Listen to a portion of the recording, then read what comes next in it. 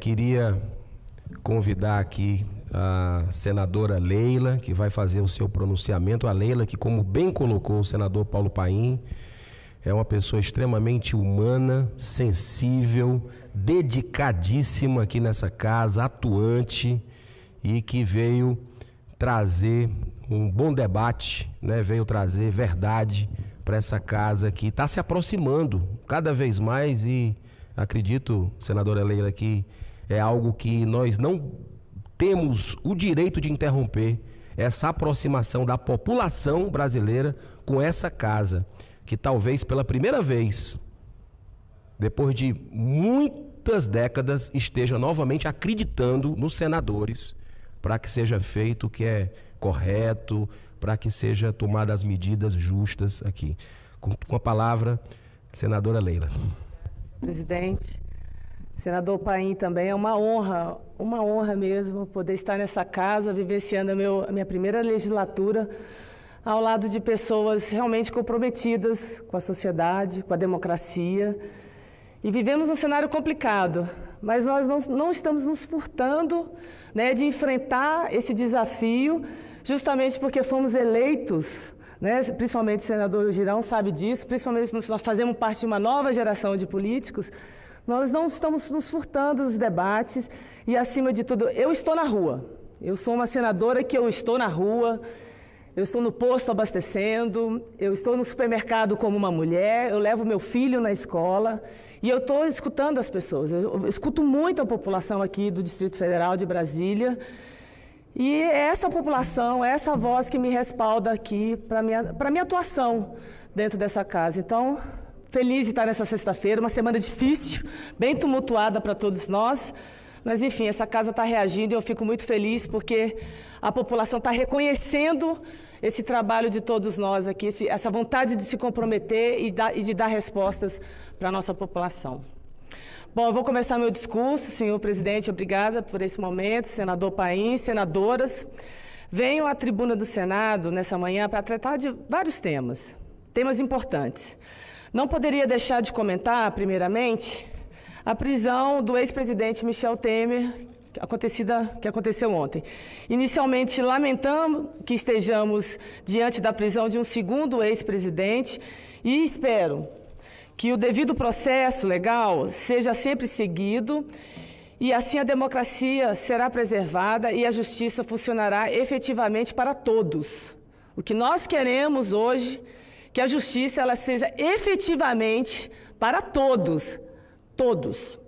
Esse fato reforça a nossa responsabilidade como agentes públicos de estarmos comprometidos com os valores essenciais, que são a ética e a transparência.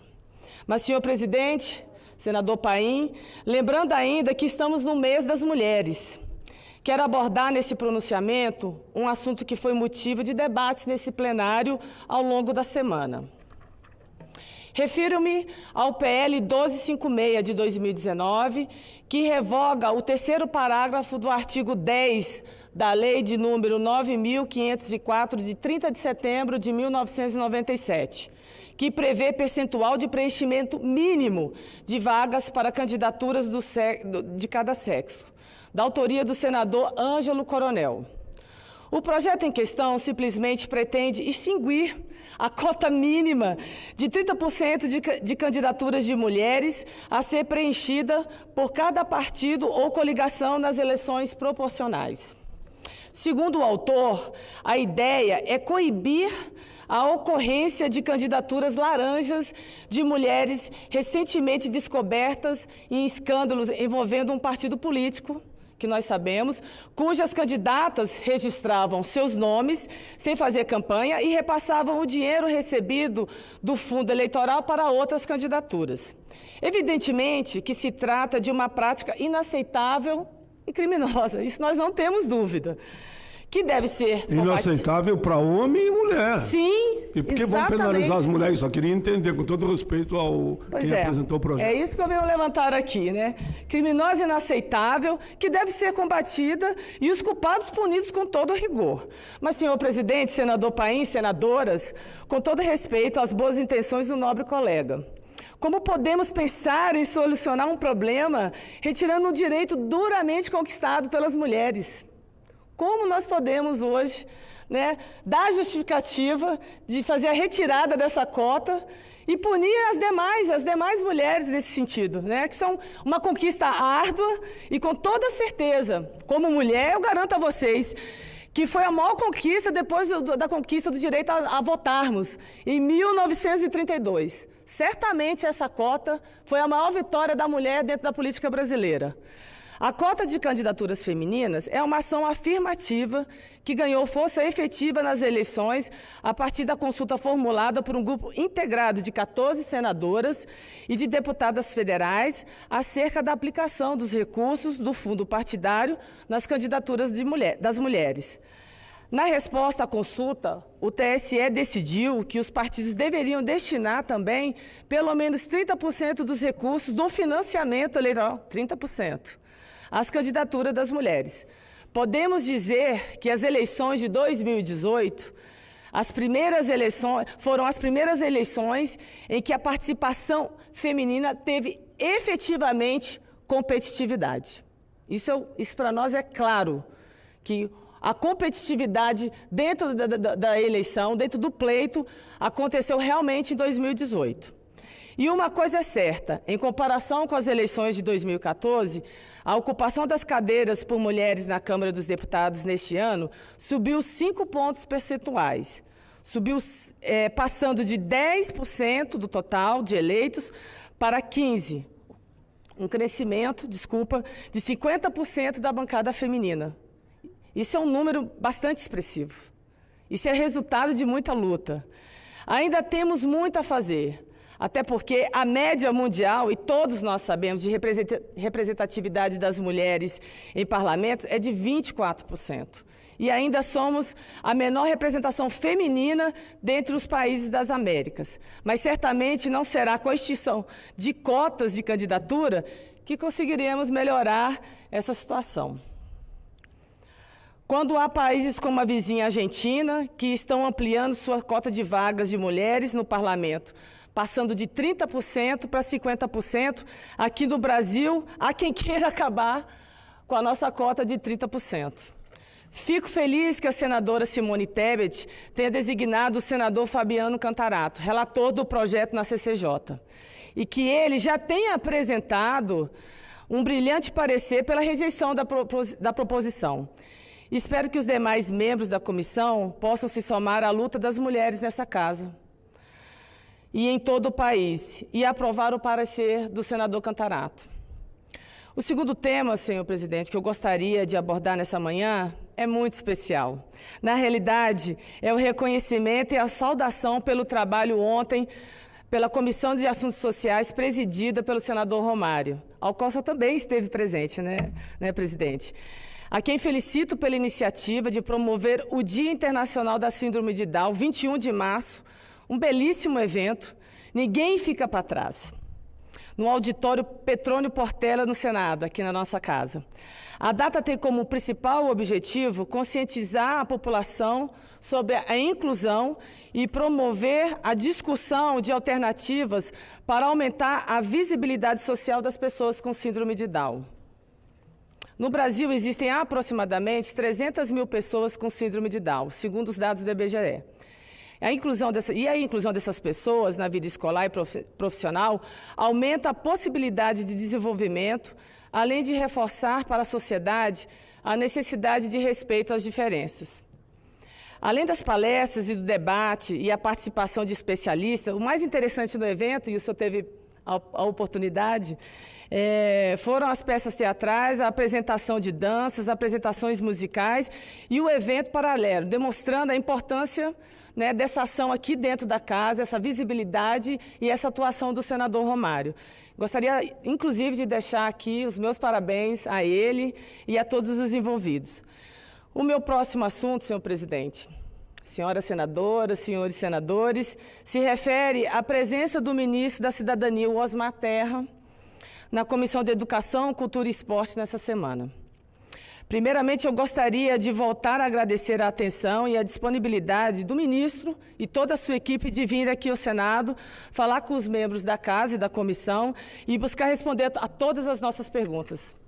Realmente ele veio preparado, disposto, a equipe também se mostrou muito acessível, né, aos nossos questionamentos, mas como uma pessoa que construiu a vida no esporte, passou praticamente os últimos 4 anos à frente da Secretaria de Esporte e Turismo aqui do Distrito Federal, eu não poderia deixar de manifestar a minha enorme preocupação com os rumos que estão sendo tomados na condução do esporte e também da cultura no nosso país.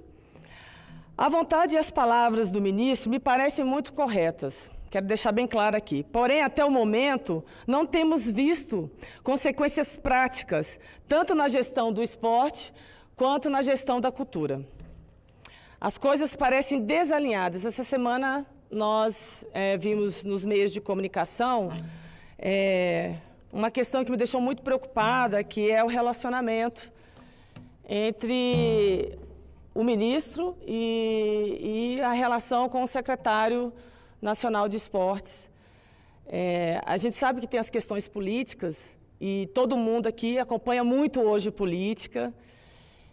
E o Ministério do Esporte, ele sempre trabalhou de uma forma muito efetiva junto à comunidade e a gente sente esse distanciamento. Fora isso, eu tenho recebido muitas reclamações da comunidade de uma forma geral, porque o Ministério está parado, né? As políticas não estão caminhando. E parece que as coisas estão desalinhadas no que se refere ao diálogo. Mais do que necessário entre as estruturas interministeriais, o que é mais importante é a comunicação, e não está havendo. Em outras palavras, precisamos destravar esse início confuso, que é geral dentro desse governo e também dentro do Ministério. E suas estruturas voltadas para o esporte e para a cultura comecem a funcionar, porque os programas, eles não estão sendo efetivamente acionados. E eu queria deixar bem claro à comunidade esportiva e até ao próprio ministro e ao secretário nacional de esporte que eu estou à disposição. Eu não venho a esse plenário para atacar. Eu venho como ex-atleta, como atleta. E como uma pessoa que viveu dentro do esporte, eu venho aqui abrir um diálogo e demonstrar a minha preocupação com relação ao funcionamento e, como eu falei, a efetividade das políticas públicas que estão paralisadas ali dentro da pasta. Senadora Leila, permite só uma partezinha pequena? Pois não, senador Paim. Primeiro dizer que aqui nas galerias eu fui receber, sim, está uma mulher lutadora, uma militante lá do estado de Santa Catarina, que é a Shirley, que ela fez questão de, mas não dá para mim assistir o pronunciamento da lei, de colocar claro que pode. Obrigada, obrigada. Apesar de tenso, né? Mas vamos embora, senador. Não, você está muito bem. Segundo o ministro Omar Terra, não é do meu partido. Sim. Foi do governo passado e está nesse governo, mas eu considero ele um homem sério. Um homem sério. Ele veio do movimento sindical, é médico e se preparou muito para a caminhada dele, né? Uhum. E fico feliz de ver que Vossa Excelência, no início já, falou que ele é um ministro preparado, mas está preocupado que o preparo dele reflita efetivamente nos atos do governo. Sim. Essa é a sua reflexão. O Omar Terra está lá no Rio Grande, ele sabe que eu tenho muito respeito por ele. A senadora teceu aqui comentários positivos da sua postura. Certamente. Ela só espera muito, ministro Omar Terra, que efetivamente ela seja ouvida como a sociedade toda no mundo da cultura, do esporte, para avançarmos, para que a nossa gente possa avançar junto. Pois é. Eu queria mais cumprimentar a Vossa Excelência. Viu? Obrigada, parabéns senador. Pela fala. É uma bela surpresa, como é também o Romário. Ele sabe o carinho que eu tenho também por ele, como Querido. tenho na mesma extensão por Vossa Excelência. O senhor esteve no evento ontem, o senador Girão. Lá, foi maravilhoso aquele momento ali. Foi um momento lindo. Um evento belíssimo. Da Síndrome de Down. E, por fim, senhor presidente, senador Paim, gostaria de chamar a atenção para alguns temas locais, abordando 2 pautas que considero fundamentais para a população do Distrito Federal, que é a cultura e a água. Quem mora no Distrito Federal sabe o que sofremos com racionamento durante aí, pelo menos 3, 4 anos, foram difíceis para nós aqui. Sobre a situação da cultura, presto apoio às manifestações dos produtores culturais ocorridas nessa semana, em que cobram a normalização do fluxo de editais do Fundo de Apoio à Cultura, o FAC, que representa o maior instrumento de apoio à cultura do Distrito Federal, onde em editais semestrais lançados para habilitação de projetos em cada semestre, são executados e pagos no seguinte, né? Isso garante um fluxo normal de recursos que promove a produção cultural com a manutenção da cadeia produtiva da cultura e promove a garantia do desenvolvimento de importante ramo da economia criativa do Distrito Federal. Quem é do Distrito Federal sabe o quanto que o movimento cultural da cidade é forte em todas as áreas. No hip hop, na questão das festas juninas, enfim, a parte teatral. Aqui a cultura, a música, enfim, Brasília é muito forte na questão cultural. Lembramos os efeitos do FAC regionalizados, que financiou projetos em todas as regiões administrativas, priorizando principalmente as áreas mais carentes, levando a cultura e oportunidades de emprego e renda para todo o Distrito Federal. Destacamos os efeitos do FAC nos últimos 4 anos, que financiou mais de 182 milhões em projetos, o que se pode comprovar analisando os estudos da Codeplan sobre o tema, que foi um sucesso. Realmente, efetivamente, o FAC deu resultado nos últimos anos para a cultura do Distrito Federal. Sabemos do esforço necessário para a manutenção do equilíbrio fiscal do Distrito Federal e da responsabilidade necessária, mas lembramos que a área da cultura é um ramo importante para a economia local. Nesse sentido, pedimos encarecidamente ao senhor governador e sua equipe que lembre dessa importante cadeia produtiva. Em relação ao governo federal, pedindo que lembre também sobre essa vertente da economia que gera emprego e renda.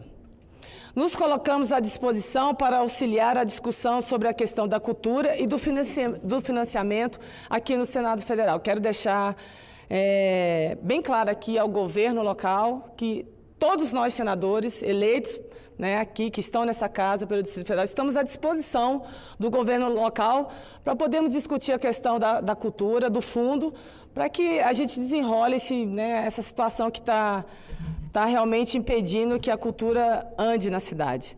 E, finalmente, não poderia deixar de falar sobre a água, sabendo que hoje, 22 de março, é o Dia Mundial da Água.